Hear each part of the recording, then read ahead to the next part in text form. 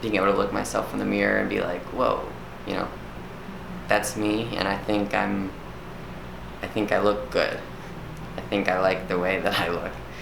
It's an interesting feeling.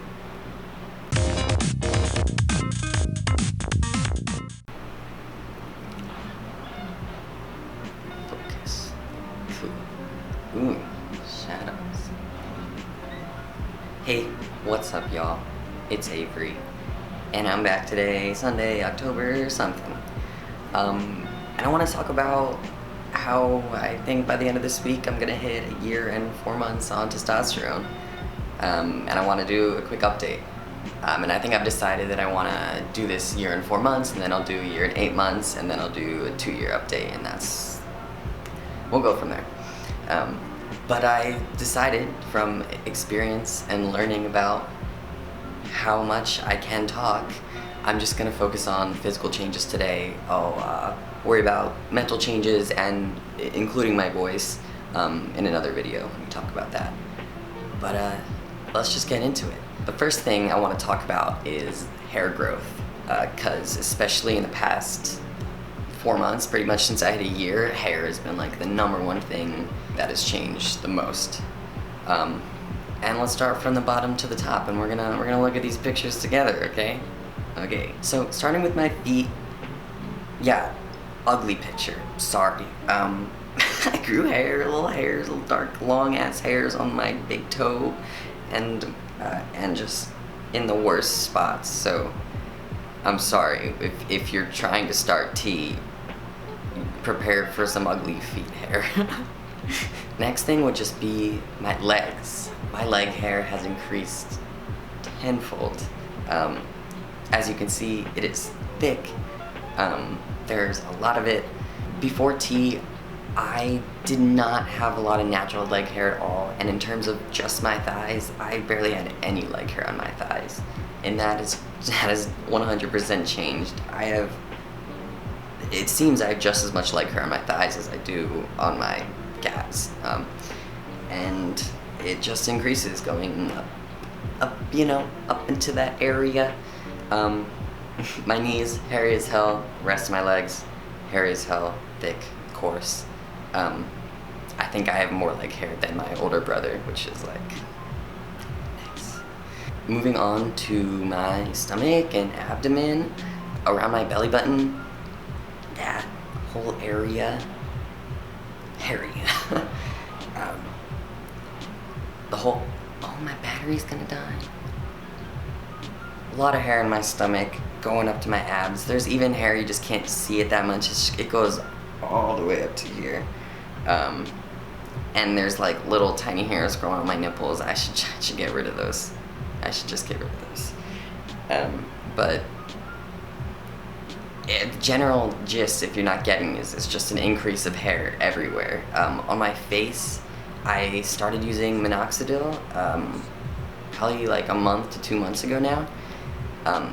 Just for funsies, because I have never had any hope for growing facial hair, given genetics, and my brother has none as far as I know, and my dad's got this little like rat's nest right here, and I don't even want to talk about that. But I started using it to see what could happen, and that's a little bit coming in, just a little bit. I got a little baby stash, and I love it. Surprisingly, since I've been using it on my sideburns and around my face and the beard area, there has been more hair than I expected to grow in. So definitely growing some facial hair, and I'm enjoying that. I have no idea if and how I'll be able to grow more, but we'll both be able to find out. And here's an absolutely awful angle of underneath my chin to show you that there's barely any hair there. And then lastly, my back. I didn't have any hair in my back before, and now there's a good amount, especially my lower back. That's covered, it's light, there's not a lot, but it's there. And my upper back, it's like a little longer and curlier. Not a fan of it, but those are pretty much the changes when it comes to hair. growing the hair on my body, especially the leg hair and the little face hair that I've grown, has definitely helped me feel a lot more affirmed in my gender identity, because it was something I was a little insecure about. I've always felt like I've looked like a little boy, you know, without having much hair in my body, so it gives me hope that maybe I'm like growing up, I don't know. Damn, I'm sweating. It is hot in the valley, everyone. Do not move here. Next up, I wanted to talk about muscle definition and muscle growth. I've definitely been able to grow more muscle and more, you know, more visible muscle, especially. Here, I got my fancy light now to give you them shadows. And I don't know how back muscles work. I don't know. But something I had to realize was that with, you know, I was excited to start T, I was excited to get, you know, buff and big, and the hormones would jack me up, but like, that's not the case. And I knew that deep down. If I really wanted to gain muscle, you know, as much visible muscle as I had envisioned, you gotta work at it. You know, the T is just a little bit of help to get you there, but if you wanna grow, you know, big muscles, you gotta hit the gym, you gotta work out, you gotta work for it. And for like a bit over a month and a half now, I've been working out consistently at least 4 to 5 times a week. And I mean, I'll get into that later, but it has just helped me in so many ways. But it's also helped me grow more muscle, and I love it. And I love working out. It makes me feel really good about myself. Alright, I'm trying to get this video done before my battery dies, because I didn't charge another. Go me. Oh, bottom growth. I really don't have a lot to say about bottom growth. Really anything more than I probably had said in my last video, because I think my clitoris stopped growing around a year on T. And yeah, but really nothing's really changed down there for a while. Some days I find myself to be more uncomfortable than other days. In terms of, you know, my underwear and walking, it does feel kind of weird, but I just, you know, I get so used to it now that most of the time I don't even think about it. It's just a part of the deal, and I don't mind. I want to talk about sweating and oils and acne. I think like a month after I started T, I realized that I started sweating a lot more, and that is just only, that's just only become more true. I sweat so much, so often, and I hate it. But something I have noticed, especially in the past week, since it's been like over 100 degrees here and we really don't turn on our AC, is that I've been drinking so much water, but I haven't really been peeing a lot. And I think it's just because I sweat it all out. I sweat it all out. And I'm not complaining about that. You know, and especially when I'm working out, like it feels good to sweat.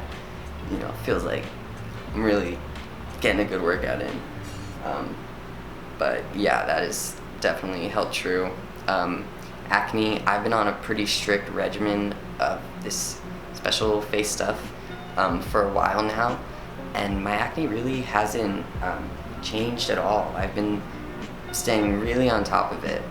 So in terms of T and acne, I haven't had to deal with a lot of the issues that I know a lot of trans guys do have to deal with the massive increase in acne, so I'm lucky there. Lastly, kind of going hand in hand with sweating more, oily skin, yes, has improved, but at the same time, I've always had oily skin on my face, so it was easy to get used to. And then lastly, as far as I can remember right now, is the redistribution of body fat, which I know was one of the things that would take, you know, longer to change, or at least longer to notice.